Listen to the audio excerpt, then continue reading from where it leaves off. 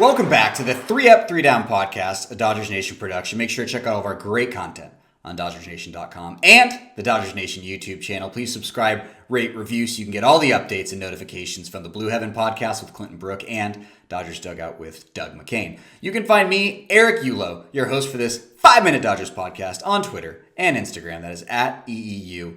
We're going to cover Trevor Bauer today. We're going to cover DJ Peters. And finally, the bullpen, which has been great as the Dodgers have won 11 of their last 13. They swept the Diamondbacks earlier this week, and they're currently up 11-0 against the Giants. I'm recording this Sunday afternoon. It's looking really, really good to finish a sweep of the Giants as well, which they really need for the standings. However, after that Anaheim game, I'm not gonna count this game out quite yet. But let's start out. Speaking of the Giants and the Dodgers and Trevor Bauer, this guy, Trevor Bauer, has been lights out this year. And I think especially with the injury to Dustin May, having to undergo Tommy John, it really puts some more pressure on the top three, which I would say are Walker Buehler, Trevor Bauer, and Clayton Kershaw, although Urias has pitched well too. But Bauer has been worth every dime of his contract so far. He's been a savior for the starting rotation. He has answered the bell every time. He has 8 quality starts. Good for second in the league. He only has 1 appearance under 5 innings pitched. That was a rough game in Chicago against the Cubs, but hey, all those games were rough.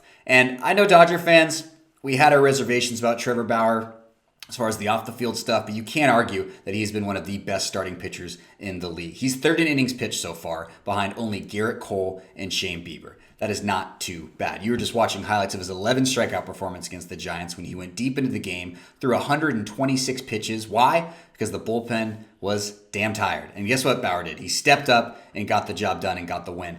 And I love that he egged the Giants on. I love that he leaned in to the rivalry. There's a nice article on that on Dodgers Nation, which of course you should check out. But I mean, Bauer's a couple more stats here. He's 4th in WHIP for starters with at least 40 innings pitched. He leads the NL in strikeouts, which I know DeGrom's been injured, so it's not apples to apples when the best pitcher in the game has been out. But he's looked really, really good. I think he's been damn near worth the money, and I think he's a huge reason the Dodgers have held their head above water, even with just a slew of injuries, talking Cody Bellinger, talking David Price, talking and now, McKinstry, Seager. But I think the Bauer being able to answer the bell each and every time has just been a huge boon to this team. And can't say enough about it. He's well in line to get some serious NL Cy Young consideration. Hopefully he goes back-to-back. But I think what he really wants, what we really all want, is just for the Dodgers to win back-to-back championships. And if a Cy Young happens along the way, that's fantastic.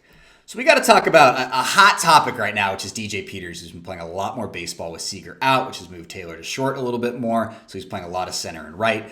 And the eye test has been horrible. It's been nothing. He's had some awful strikeouts. He's striking out a ton on high heat. You see that there, a 40% strikeout rate. That is, in case you're wondering, that is no bueno for any major league hitter. I don't care how many home runs you hit. And his weighted runs created plus of 85 tells you that he's 15% worse than your average major league hitter. My point with DJ Peters is he should not be playing this much. He shouldn't have been. The plan is to get him this much playing time like 2 or 3 years from now in the outfield. But with all of the injuries, we talked about McKinstry. Now, Betts when it was scratched today with the shoulder soreness injury, But he's up. This was never the plan to have him up this early. So if he looks unprepared, it's because this was never supposed to happen. He was never supposed to be up here.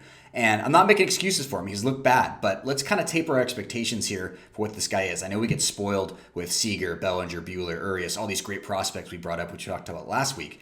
But it's not the norm to have your AAA guy come up 2 years early and then just, be like your 5th best hitter. It's just not going to happen. Yes, the high fastball he needs to work on because every pitcher in the league can throw a high fastball, and Peters has looked bad on those types of pitches. But, he's going to get a couple more weeks here to figure it out, but let's just pump the brakes on just writing this guy off. I know Dodgers Twitter, just not the actual Dodgers Twitter, but they just go off on DJ Peters. All right, something that has been a great positive for this team during their great run, winning 11 of the last 13, is the Dodgers bullpen. Dodgers bullpen is top 5 in every major category for a bullpen that really, really matters. And a big reason why is these 3 dudes. Jimmy Nelson, Blake Treinen, and Kenley Jansen have not had an earned run from May 8th to May 22nd. That is damn good. Now, unfortunately, Jimmy Nelson, I know it's a surprise with how this year is going, went to the 10-day IL with right forearm inflammation, which is no good. But hats off to these 3 guys. Vicia's looked a little bit better, but the bullpen and the starters and now the offense is going. This is the Dodgers team we thought we would have. So, my friends, that's it. That's all I got. But thank you so much for watching. Make sure to check out DodgersNation.com and the YouTube channel. And I will see you next week.